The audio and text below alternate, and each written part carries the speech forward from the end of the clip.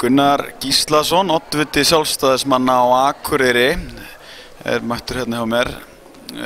Gunnar, sjálfstæðismenn hafa nú átt erfitt uppdráttar á Akureyri undanfarið.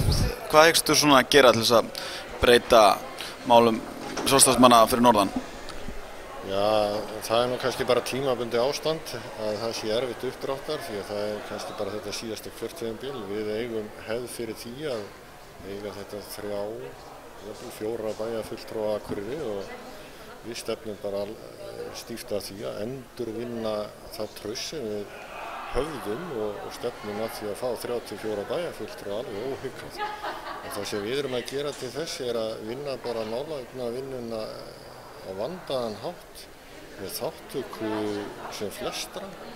Við höfum boðið til rýnihóphafinu, við höfum boðið til íbúafundar þar sem við höfum boðið fólki að koma og taka þátt í vinnunni með okkur og ég alveg sannfærður það að við munum standa uppi með mjög öfluga og góða stefnuskrá og skýra valkosti fyrir fólk á Akureyri. Hvaða svona málefni brenna helst á Akureyrarbúum í dag? Málefni sem brenna kannski helst á Akureyringum í dag eru eins og ævinlega atvinnumál og samgöngumál meðal annars.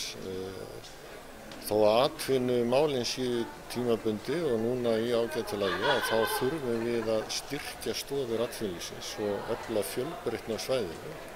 Það hefur líka verið mikill niðurskurður í opinbera kerfinu. Það þriðjungur íbúa vinnandi vinnuaflsins á Akureyri eru opinberir starfsmenn. Ég ekki viss allir gera sér grein fyrir því, þannig að niðurskurðurinn í háskólageiranum, framhaldsskólageiranum og sjúkrahúsinu hefur vissulega komið við Akureyringa. Það bara okkar að endurvinna okkar stöðu. En það gerum við ekkert endilega með því að kalla eftir öllu ríkinu. Við þurfum að finna leiðir sjálf til að gera það og við erum að vinna í því. En svo eru ýmis heilbrigðismál sem hvíla þungt á okkur og alveg ljóst að við setjum ekki við sama borð og margir aðrir hvað varðar svona hina almennu heilbrigðisþjónustu. Takk Gunnar og gangið vel. Já, þakka þér fyrir.